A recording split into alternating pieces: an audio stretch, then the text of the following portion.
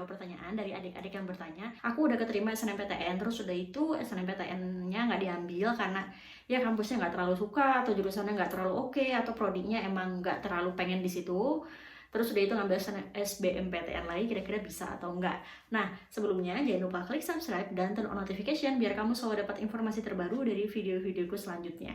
Nah, jawabannya adalah nggak bisa. Jadi, kalau misalnya saat ini kamu mendaftar SNMPTN, pertama, pastikan kamu memilih jurusan, prodi, maupun kampus atau universitas yang benar-benar kamu mau, yang seandainya nanti kalau keterima kamu akan ngambil.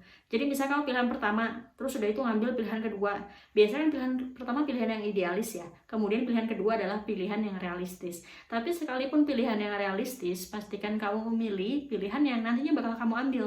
Jangan ngambil pilihan yang realistis yang kayak ya udahlah asal diambil aja buat ya seenggaknya ada jurusan yang ditulis gitu, jangan sampai kayak gitu. Karena gini, kalau misalnya kamu keterima SNMPTN, udah keterima di pilihan kedua kamu, misalnya itu pilihan yang kamu nggak terlalu pengen, terus kamu ngerasa udahlah nggak mau aku ambil, aku nanti SBMPTN lagi aja, aku tes lagi, nggak apa-apa, nanti aku belajar lagi.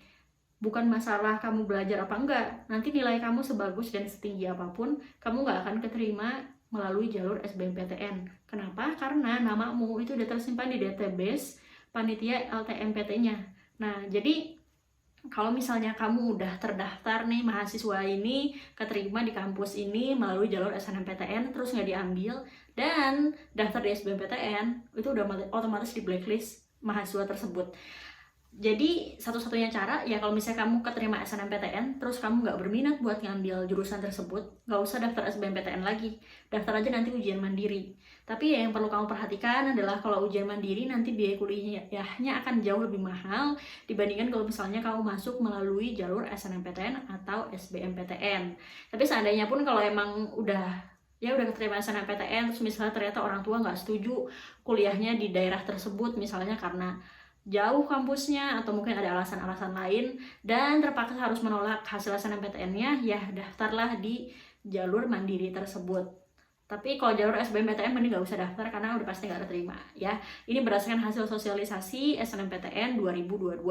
Nah, tapi sebenarnya peraturan ini bukan baru 2022 aja, tapi udah dari lama. Jadi waktu aku kuliah, itu kan tahun 2012 nih, 10 tahun yang lalu loh. Jadi waktu itu aku masuk melalui jalur SBMPTN. Posisinya aku daftar SNMPTN terus nggak lolos, akhirnya aku daftar SBMPTN terus keterima.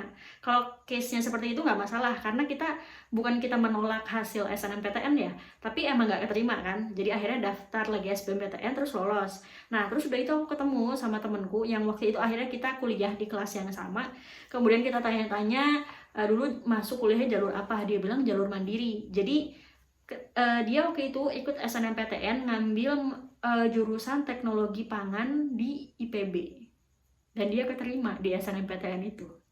Terus udah itu nggak dia ambil dengan alasan apa? Karena jauh dari rumah. Posisinya waktu itu rumah dia di Bali dan IPB di Bogor terlalu jauh, dan waktu itu dia ngerasa kayak jauh banget nih kalau bisa merantau sampai ke Bogor. Akhirnya waktu itu dia SBMPTN lagi ngambil di UB kalau nggak salah atau UGM, pokoknya yang nggak terlalu jauh sampai wilayah Jawa Barat, dan hasilnya dia nggak keterima. Padahal menurutku kayaknya dia pinter nih, kok bisa nggak keterima ya. Nah jadi ternyata aku baru tahu emang peraturannya, baru tahu sekarang ini nih, emang peraturannya kalau SNMPTN nggak diambil, SBMPTN udah pasti nggak keterima sebagus apapun nilainya.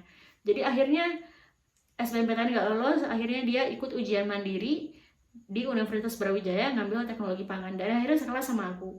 Cuma ya SPP-nya jadinya mahal banget, dan ini bukan soal biaya uang pangkal pas masuk di awal aja ya, tapi uang SPP atau UKT per semesternya sampai lulus itu jauh lebih mahal. Terutama kalau misalnya kamu kuliah di UB ya, aku nggak tahu kalau misalnya di universitas lain, tapi di UB itu ada 5-6 golongan, dimana golongan 1 itu udah yang paling mahal banget. Jadi untuk golongan satunya, mahasiswa yang masuk lewat jalur SNMPTN sama SBMPTN, itu golongan satunya setara dengan harga UKT mahasiswa golongan 2 yang masuk jalur ujian mandiri. Jadi semahal apa tuh biaya SPP untuk yang SPP atau UKT untuk mahasiswa yang masuk jalur mandiri. Orang golongan 2-nya yang jalur mandiri aja setara sama golongan satunya yang jalur SNMPTN sama SBMPTN. Jadi kalau misalnya balik lagi, kalau misalnya mau, dan sekarang udah berkesempatan dapat SNMPTN, pastikan pilih jurusan yang emang benar-benar mau, benar-benar udah dipertimbangin semuanya, bukan cuma sekedar dari kamu aja yang mempertimbangin ya, tapi dari orang tua juga setuju, lokasinya jauh apa enggak dari rumah, boleh nggak ngambil jurusan itu apa enggak. Jadi jangan sampai ya udahlah ngambil jurusan aja, nanti kalau misalnya udah keterima baru dipikir lagi, jangan sampai kayak gitu ya. Segitu aja, terima kasih sudah menonton video ini sampai akhir. Kalau kamu punya pertanyaan lain bisa tanya di kolom komentar di bawah ini. Terima kasih.